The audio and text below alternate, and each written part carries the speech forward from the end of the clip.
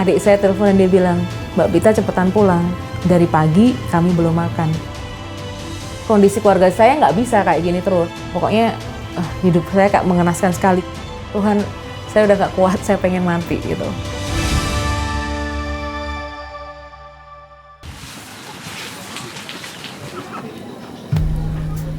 Saya Tabita, saya anak kedua dari 5 bersaudara. Pada waktu kecil, orang tua saya keluarga prasejahtera, di mana bukan cuma miskin, tapi banyak hutangnya. Jadi di masa-masa itu, saya ingat papi saya kena cek kosong.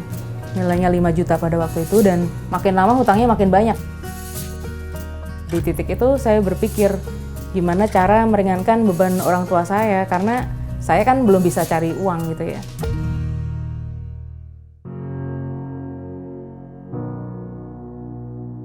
Di suatu malam saya sedang membaca sebuah buku tentang kehidupan seorang misionaris yang ada di Jepang. Ada kereta api, remnya blong, dan kemudian dia menjatuhkan dirinya lah di depan kereta supaya terlindas, dan satu kereta selamat tapi dia tidak selamat. Jadi kayak martir buat Tuhan ya. Pas saya membaca sepanjang buku itu, saya nggak tahu itu pertama kali saya dilawat Tuhan. Saya menangis, nggak ada hentinya. Saya waktu itu teriak, Tuhan, Tuhan, kalau kau mau panggil aku sebagai hamba-Mu, ini aku Tuhan, ini aku. Jadi saya bekerja di Jogja, itu saya baru lulus, kemudian bekerja di Jogja. Dan pada waktu itu titik terendah dalam kehidupan saya di mana saya marah sama Tuhan. Karena adik saya telepon dan dia bilang, Mbak Pita cepetan pulang, dari pagi kami belum makan. Tuhan firman berkata bahwa anak cucu orang benar tidak akan pernah meminta-minta roti.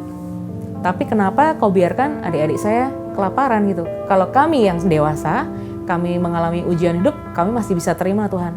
Tapi anak-anak sekecil ini, saya nggak terima, aku bilang. Itu saya berpikir, kondisi keluarga saya nggak bisa kayak gini terus. Sementara kalau gaji di Indonesia tuh masih kecil. Saya waktu itu ke Depnaker, saya cek-cek kalau kita jadi pembantu rumah tangga, jadi TKW, gaji paling besarnya di Singapura. Ya, daripada satu rumah nggak bisa makan, saya bilang gitu kan. Kalau di awal, dalam benak saya, pembantu rumah tangga mau gampang. Tinggal nyapu, tinggal ngepel. Tapi ternyata ketika kita benar-benar menjadi pembantu rumah tangga, itu yang terberat adalah tekanan mentalnya. Kita jauh dari keluarga, tidak punya teman di sana, kita tidak bisa keluar kalau tidak dikasih kunci sama majikan. Kemudian tergantung dari orang-orang yang tiap hari bertemu dengan kita. Nah waktu itu saya ngomong anak tunggal, usianya 4,5 tahun, dia ambil sapu dan dia gebukin saya. Dan saya berpikir, saya diposisikan seperti keset yang kayak diinjek-injek oleh orang. Saya berpikir ya inilah nasib saya gitu. Saya dari keluarga miskin, mulai diangkat, saya dapat orang-orang yang membiayai saya sampai kuliah saya selesai. Tapi kok akhirnya I end up like this gitu ya. Sampai satu hari itu saya berdiri di kamar saya lihat keluar, itu kan ada jendelanya. Saya ada di apartemen lantai 9, Tuhan, saya udah gak kuat, saya pengen mati gitu. Karena saya merasa satu, saya adalah keset, saya sama sekali nggak ada harganya. Saya diinjak-injak oleh orang pun saya nggak bisa balas karena saya nggak punya siapa-siapa. Saya nggak punya keluarga di sini, saya nggak punya teman di sini, dan pokoknya hidup saya kayak mengenaskan sekali. Ketika saya pengen mati itu, malam harinya saya nangis sejadi-jadinya, dan itu saya nggak tidur sampai di pagi hari itu. Entah kenapa, tiba-tiba mam saya, majikan wanita saya, datang ke kamar saya, dan ada satu perkataan yang keluar dari mulutnya, dan saya tahu bahwa itu Tuhan yang ngomong lewat dia. Tabita, before you came here, what purpose do you serve? Tujuan apa yang kamu layani? Kemudian saya ingat bahwa saya ada di sini karena adik-adik saya kelaparan. Saya ada di sini karena orang tua saya punya banyak hutang. Saya ada di sini supaya keluarga saya bisa naik derajatnya gitu. Ada sesuatu yang harus diperjuangkan. Kayak itu jadi modal buat saya bahwa it's okay ngelewatin ini semua karena kita sedang melayani sebuah tujuan yang lebih besar. Jadi Tuhan punya tujuan itu dipercayakan ke kita, dan ya kita tinggal ngejalanin apa yang jadi maunya dia gitu. Akhirnya setelah 4 tahun di sana saya memutuskan untuk kembali ke Jakarta. Aku dapat telepon dari mamiku kan di Muntilan Magelang, itu udah kesulitan makan mereka. Jadi aku mikir, gimana caranya aku harus boyong keluargaku ke Jakarta.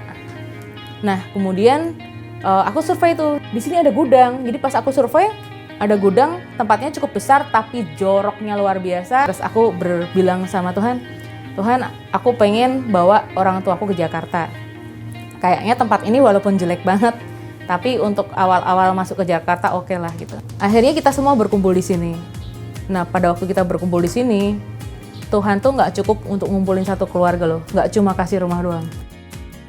Singkat cerita, tiba-tiba Presiden SBY mau datang untuk buka puasa bersama dan peresmian Pasar Murah. Somehow tiba-tiba aku disuruh in charge sebagai penyambutan tapi dengan anak-anak panti asuhan gitu kan. Terus aku bilang, kalau anak-anak panti asuhan aku nggak tahu, tapi kalau anak-anak yang pemulung, anak-anak yang anaknya tukang buruh cuci, tukang ini, nah aku tahu tuh. Nah, dari awalnya cuma ngajarin nyanyi, nari. Setelah perform, anaknya tiap hari datang ke sini. Acaranya sudah selesai, anaknya tetap. Jadi aku bilang, Tuhan, aku harus bikin apa dengan anak-anak ini? Caranya adalah dengan cara pendidikan. Nah, aku sounding nih ke teman-temanku, di sini ada anak-anak loh. Jadi aku kepengen gimana mereka dapat pendidikan gratis atau les gratis gitu. Jadi aku dulu kumpulin anak-anaknya di sini. Sebenarnya aku sedang menciptakan rantai kebaikan. Rantai kebaikan tuh maksudnya apa? Dulu aku zaman susah, itu kan banyak orang tua asuh yang bantuin aku. Terus kalau rantai itu berarti dia baik sama aku nggak balikin lagi ke dia, tapi aku ngelihat anak-anak dengan nasib yang sama dengan aku dulu, aku melakukan kebaikan ke dia gitu loh. Dan aku bukan berharap dia balas lagi ke aku, tapi kalau namanya rantai, suatu hari dia hidupnya naik gitu ya, terangkat derajatnya dan dia berhasil. Aku berharap apa yang pernah kita lakukan ke dia lakukan lagi ke orang-orang yang dia lihat hidupnya mirip atau sama dengan dia sebelumnya. Kayak dulu waktu di Singapura kayaknya sengsara banget. Ternyata dari situ kan bahasa Inggrisnya kepake. Itu aku belajar grammar, belajar semua kata-katanya itu dari koran. Kemudian kalau kita lihat pronunciation, nontonnya dari mana? Dari TV. Jadi kita nggak pernah nyangka kan, ketika di titik itu ternyata Tuhan ngajarin apa. Jadi selama kita terikat sama dia, tetap di dalam dia, harusnya kita nggak perlu khawatir.